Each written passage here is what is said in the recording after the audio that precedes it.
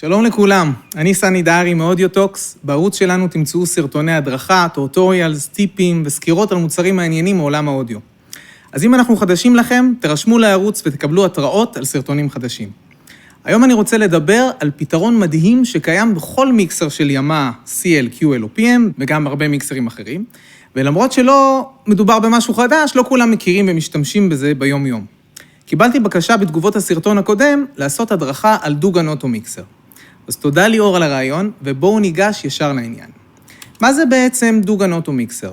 הפלאגין עובד על כמה מיקרופונים במקביל, ומאפשר למיקרופון אחד או יותר ששרים או מדברים אליהם באותו רגע, להישמע, תוך כדי שהוא מחליש משמעותית את שאר המיקרופונים שלא מדברים או שרים אליהם. כאשר לא כל המיקרופונים בשימוש באותו רגע, רעש הרקע שזולג למערכת יהיה שווה למיקרופון פתוח אחד, למרות ש8 מיקרופונים פתוחים למשל. הפלאגין עושה זאת בצורה חלקה ושקופה, וללא תחושת פריצת ערוץ, כמו שיש לנו בגייט למשל. מתי כדאי להשתמש בזה?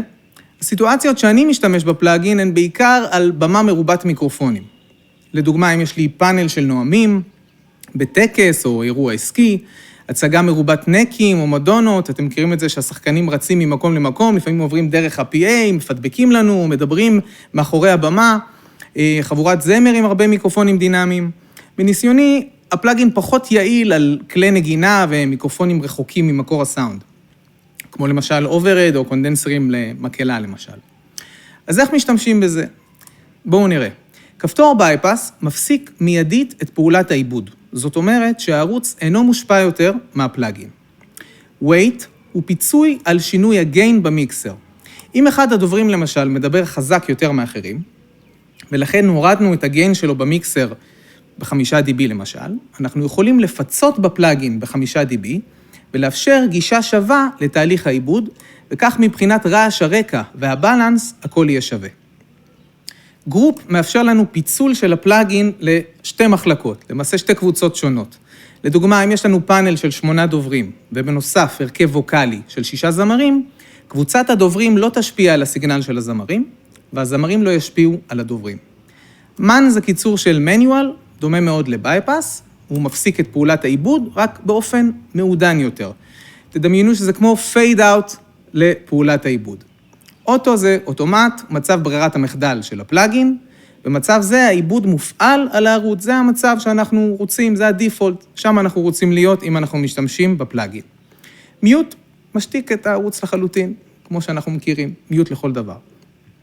אז איך זה עובד? בואו נראה הלכה למעשה איך אנחנו פותחים את הפלאגין, מגדירים אותו ומה הוא עושה. אני ניגש לרק, ברובליקה של האקולייזרים הגרפיים, אני נכנס לתוך הבחירה של האקולייזרים הגרפיים, ואני בוחר דוגן 16 אוטו מיקסר או 8 אוטו מיקסר. חשוב לזכור שככל שיש לי יותר עיבוד של אוטו מיקסר, יש לי פחות אקולייזרים גרפיים. זאת אומרת, אם אני עכשיו אבחר 16 ערוצים של דוגן אוטו מיקסר, ב-QL למשל לא יהיה לי אקולייזרים גרפיים בכלל.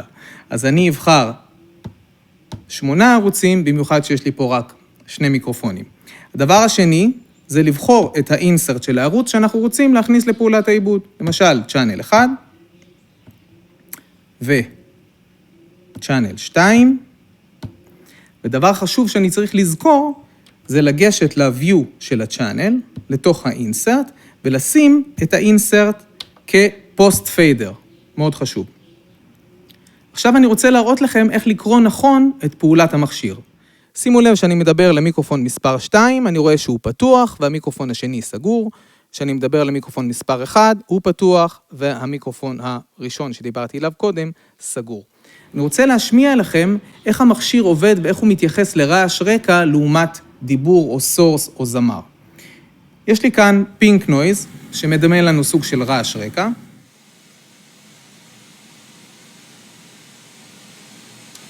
ואני רוצה להראות לכם שכשאני סוגר מיקרופון אחד, אני שומע רעש רקע של מיקרופון אחד, וכשאני פותח את שני המיקרופונים, רעש הרקע לא גדל, לא מתגבר ונשאר אותו דבר.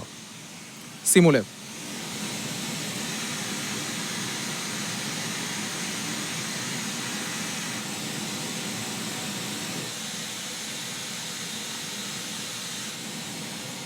כמו ששמעתם וראיתם, כשמיקרופון אחד היה פתוח ושני מיקרופונים היו פתוחים, רעש הרקע נשאר בדיוק אותו דבר. עוד דבר שאני רוצה להשמיע לכם זה שהפעולה של המכשיר היא שקופה וחלקה. זה לא נשמע כמו גייט או משהו אחר שאנחנו מכירים. שימו לב.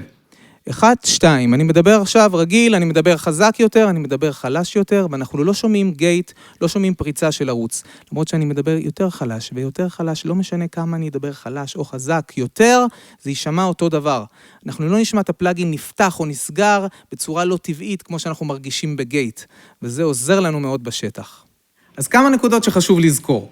דבר ראשון, להגדיר את האינסרט כפוסט פיידר. דבר שני, הפלאגין במיקסרים של ימה בא על חשבון מספר האקולייזרים הגרפיים במיקסר.